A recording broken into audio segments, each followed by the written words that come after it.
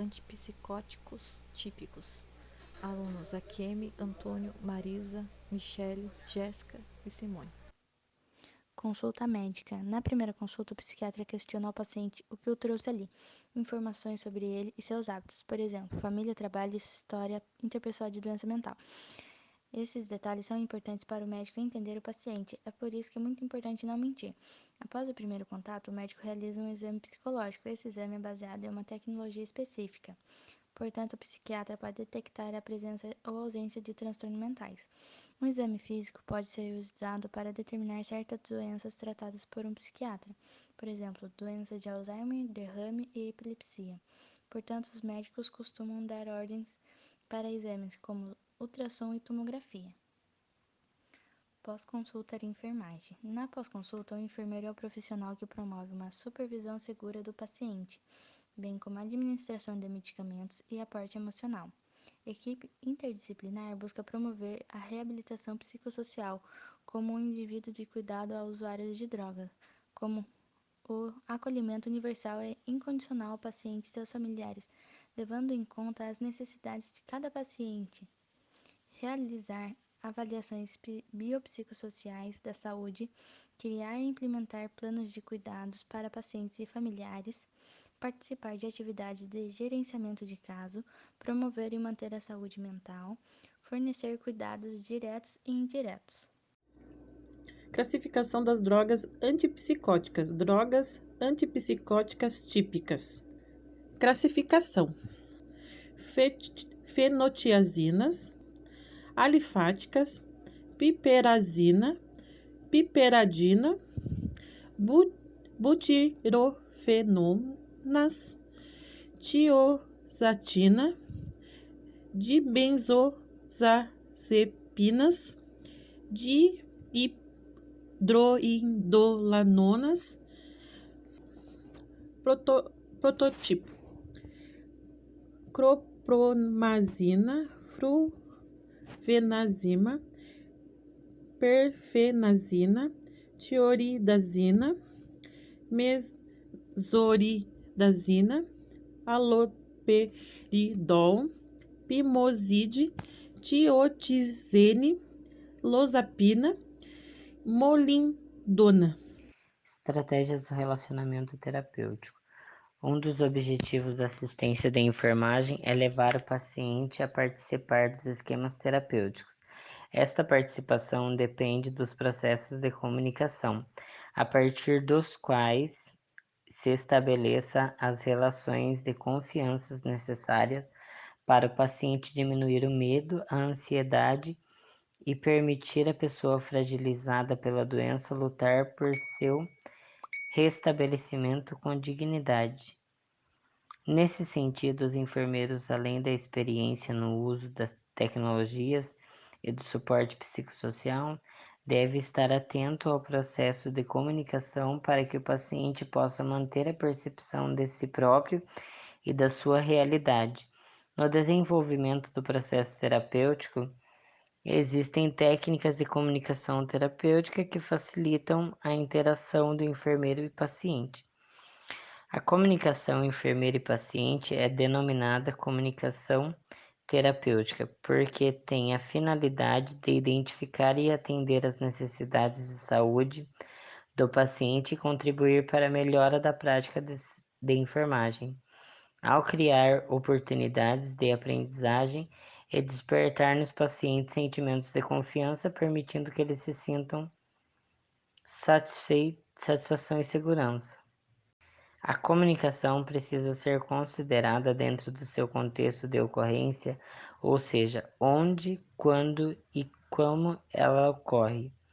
Caso contrário, seu sentido pode ser prejudicado, razão pela qual na assistência à saúde ela precisa ser planejada para cada interação adequada a cada paciente. Nesse sentido, ela é parte das atividades do enfermeiro, porque é empregada em situações como na entrevista, no exame físico, no planejamento da assistência e nas anotações dos prontuários, e nas orientações aos indivíduos, familiares e comunidades. Disso decorre a importância do enfermeiro ter consciência da qual forma como se dá o processo de comunicação dos elementos que o compõem. Ao utilizá-las, o enfermeiro deve considerar cada uma delas particularmente para cada situação específica. O enfermeiro, por interagir com o paciente com maior frequência do que os demais profissionais da área de saúde, precisa estar mais atento ao emprego das técnicas de comunicação terapêutica como facilitadora no processo de interação com o paciente. As técnicas de comunicação podem ser classificadas em 3 grupos de expressão, clarificação e de validação. A comunicação terapêutica para realizar a abordagem. No grupo de expressão estão organizadas as técnicas que ajudam a descrição da experiência e a expressão de pensamentos e sentimentos sobre ela. Nesse grupo encontram-se as seguintes técnicas: usar terapeuticamente o silêncio, ouvir reflexivamente, verbalizar aceitação, verbalizar interesse, usar frases incompletas, repetir as últimas palavras ditas pelo paciente, fazer pergunta, desenvolver pergunta feita, usar frases descritivas, manter o paciente no mesmo assunto, permitir ao paciente que escolha o assunto, colocar em foco a ideia principal, verbalizar dúvidas, dizer não, estimular a expressão de sentimentos subjacentes e o uso terapêutico do humor.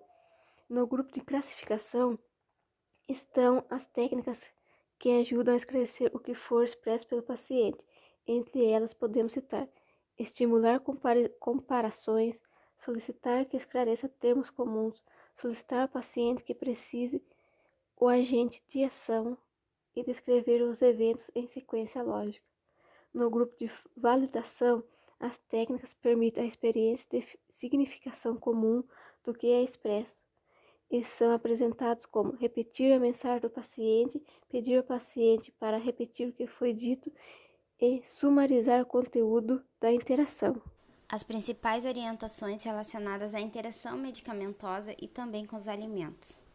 Os antipsicóticos devem ser ingeridos com água, em horários adequados que o médico indicou, para que sua ação seja plena. Orientar os pacientes e familiares para que nunca consumir o medicamento com bebidas alcoólicas, pois podem potencializar ou retardar o efeito do remédio.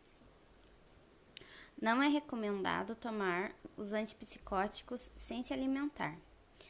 Não tomar o remédio com leite. Quanto à interação medicamentosa, ela altera a medicação como toxicidade, potencializa, o efeito da medicação ou ela retarda. A cimetidina é um inibidor enzimático de antipsicóticos. Utilizar horários diferentes para tomar os remédios é uma das opções. No caso da dona Sônia Maria, podemos fazer desenhos como o sol para o dia, um prato para representar que tem que tomar o remédio na hora do almoço e uma panela na hora do jantar.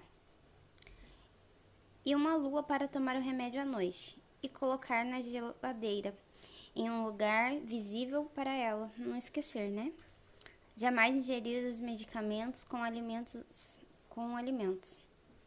Então, no caso da dona Sônia,